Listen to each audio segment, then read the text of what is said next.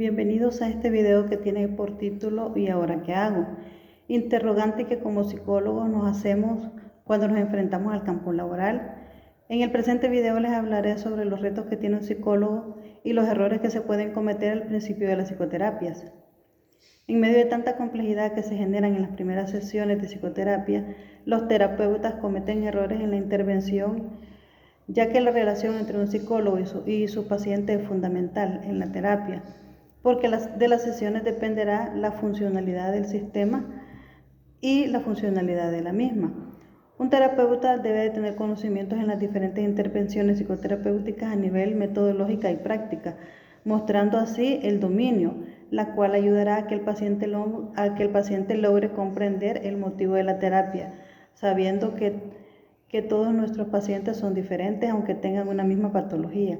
La intervención será distinta, por lo que cada paciente tendrá un tratamiento distinto, el cual debe de ser con un enfoque psicológico acorde al trastorno que presenta. En la actualidad, la mayoría de los psicoterapeutas emplean teorías y técnicas que se clasifican dentro de algunas de las 4 orientaciones generales, que son los sistemas familiares, cognitivas conductual, psicodinámicas y centrada en el paciente o existencial y humanista. Alguna combinación de estas teorías fundamenta la mayoría de las formas de psicoterapia en que un análisis detallado de cada orientación. Cada forma de psicoterapia se esfuerza por crear una experiencia personal concebida para examinar supuestos y creencias, expandir la conciencia, identificar la prueba de la realidad, ayudar a enfrentar experiencias que provocan angustia, modificar el hábito de hablar negativamente de uno mismo, elaborar una narrativa nueva y más adaptable de la vida. La terapia explora y examina comportamientos, emociones, sensaciones y cogniciones con el objetivo de expandir la conciencia y fomentar la integración de estas áreas de la experiencia humana.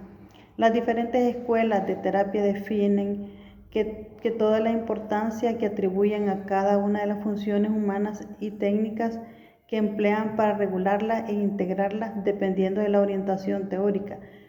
El resultado de este proceso se llama fortaleza del yo, regulación del afecto, diferenciación o reducción de los síntomas. A continuación les mencionaré algunas de las preguntas que como terapeutas nos formulamos en las sesiones. ¿Qué debo preguntar? ¿Cómo saber en qué centrarme? ¿Qué tan activo debo ser? ¿Qué técnicas usar? ¿Cuándo debo de hacer una interpretación? ¿Y qué intervención debo de emplear? Las respuestas específicas a estas preguntas dependen de la orientación teórica y conceptualización que cada uno tenga del paciente con el que está trabajando. En general, el conocimiento teórico le ayudará a saber cómo entender lo que está experimentando o plantear una hipótesis del diagnóstico y el tratamiento. En el caso del joven Grace, que es un caso que menciona lo que es el libro, sufre de depresión moderada y aislamiento social. Dependerá de la orientación teórica que el terapeuta tenga, este síntoma podría activar muchas ideas estratégicas y tácticas diferentes. Un terapeuta psicodinámico podría pensar primero en experiencias tempranas de vergüenza que produjeron una autoimagen negativa y poca autoestima. Un terapeuta cognitivo-conductual se centrará en las afirmaciones negativas sobre el yo, que provocan y perpetúan la depresión de Grace.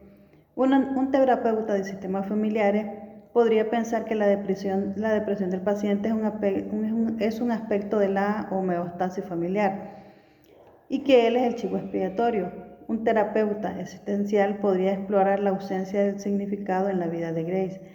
Estos puntos de partida teóricos muy diferentes conducirán a distintos entendimientos de la enfermedad y la salud mental, de cómo utilizar la relación terapéutica y qué estrategias e intervenciones emplear. Los factores comunes a todas las formas de terapia que producen resultados positivos incluyen el interés y compasión y empatía del terapeuta, un equilibrio entre protección y reto, un equilibrio entre comunidad y estrés, un equilibrio entre afecto y cognición. El objetivo de alcanzar una mayor relación del afecto, la co-creación de nuevas narrativas o el desarrollo de una nueva historia del yo. La conceptualización del caso es la aplicación de su orientación teórica del paciente. Proporciona en forma de entender las causas y curas de la angustia psicológica y las razones que fundamentan las estrategias del tratamiento. Coloca las causas, efectos y complicaciones de las dificultades de su paciente dentro de un marco teórico que crea mecanismos de guía en la terapia. Por lo general, los problemas psicológicos surgen a causa de interacciones entre variables biológicas y sociales, situaciones familiares que dispararon de ser óptimas, tensión, traumas y trastornos metabólicos. Pueden causar angustia mental.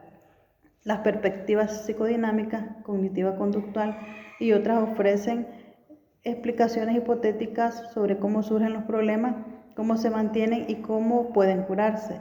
Al igual que ocurre en las conceptualizaciones, el plan de tratamiento se funda en la orientación teórica.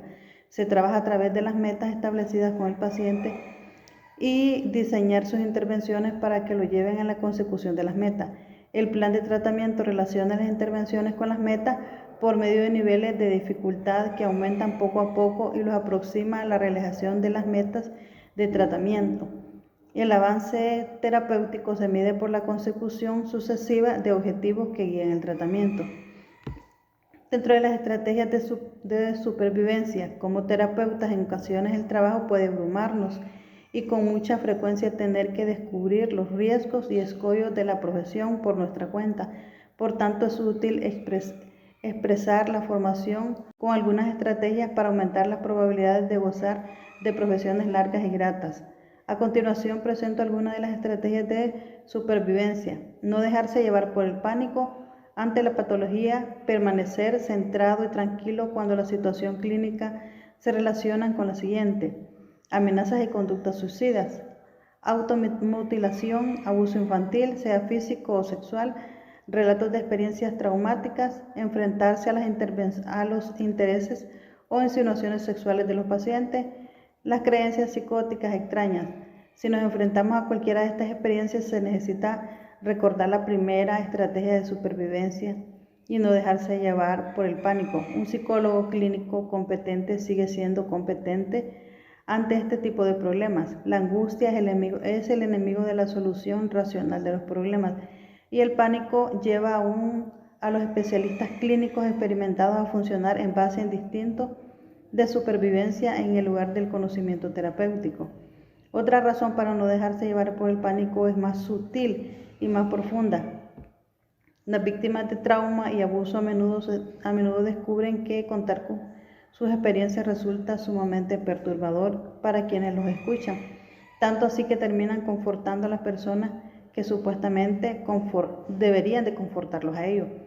Muchas víctimas refieren que otros no pueden soportar o enterarse de lo que han sufrido, y tristemente eso es verdad. Muchas veces las víctimas aprenden a reescribir sus historias o a guardar silencio para evitar molestar a otras personas, sentir rechazo o tener que lidiar con la reacción emocional que generan. Su victimización o no contar su historia es el resultado más antiterapéutico posible. Si el terapeuta no se deja llevar por el pánico, permite que su paciente comparta sus experiencias dolorosas, lo que lo libra de volver a caer en el papel familiar, pero poco terapéutico. En la psicoterapia debemos de esperar lo inesperado y nunca subestimar el valor de la preparación para enfrentar satisfactoriamente la crisis y las situaciones problemáticas. Esto nos lleva a la supervivencia número 2, esperar lo inesperado. Cuando se presentan situaciones extremas, debemos de recordar los siguientes principios. Las emociones fuertes de un paciente, como arrebatos, la cólera o el llanto incontrolable, tiende a cambiar en cuestión de 1 minuto a 2. No debemos de traspasar los límites si un paciente tiene sentimiento. Esto no significa que nosotros no también lo tengamos, por lo que debemos de mantenernos centrados. Si se puede, sentarnos tranquilamente. Esto transmitirá un sentido de seguridad y serenidad al paciente. Aunque entienda los sentimientos de su paciente, recuerde también que las cosas mejorarán. Muchos pacientes encuentran esperanza en el hecho de que usted ha ayudado a otras personas con los problemas similares a los de ellos. Les hablaré de las fortalezas y los recursos. Es fácil olvidar nuestra fortaleza recursos y logros cuando nos hallamos en medio de una crisis, por lo que hay que tomarnos un tiempo al final de una sesión difícil, porque no solo nos ofrece esperanza, sino que también le dará unas ideas para intervención adicionales. La estrategia de supervivencia, número 3. No tratar de razonar con una persona irracional, les ahorrará horas de energía desperdiciada y evitará que pase por alto las realidades emocionales importantes que se ocultan detrás de muchos comportamientos irracionales, aunque por lo general podemos confiar que la razón nos ayudará a encontrar soluciones a problemas complejos. No siempre funciona. Algunas personas tienen una imagen tan firme lo que es verdadero que no se dejan disuadir por la razón. Los circuitos emocionales del cerebro son muy capaces de inhibir o anular el pensamiento racional. Algunos pacientes solo ven lo que concuerda con sus prejuicios y creencias.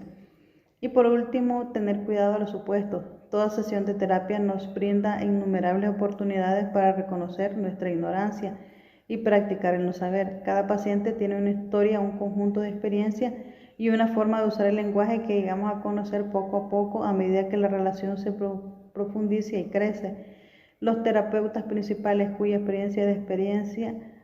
falta de experiencia les crispa los nervios tratan de ocultar su ignorancia y no hacen preguntas vitales por temor a quedar como tontos. Es útil darse cuenta que la admisión de ignorancia, las preguntas auténticas y el deseo de conocer el paciente suele interpretarse como interés y preocupación y no como incompetencia. Sea como